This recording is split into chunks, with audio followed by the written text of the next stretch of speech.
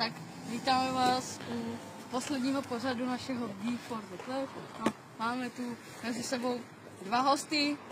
Simon, který má za sebou 3 zápasy, dva prohraný, jeden vyhraný. A tady Nikolas, který má za sebou 1 výhru a jde na svůj další zápas. Jo.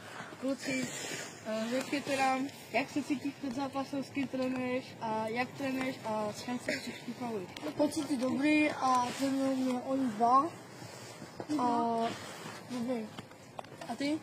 Jmenuje mě Erik Šverský a Michal Kochán, který pro do rohu. A tak prostě. No a ještě nám řekni, jak to teda máte s vaším sporem? Jo, dobrý. A ty? Nemám žádný sport. Já si myslím, že to bude stačit a pojďte na start down.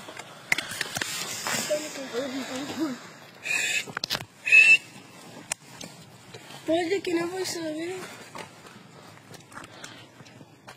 Můžeš, jak můžeš? Červená se.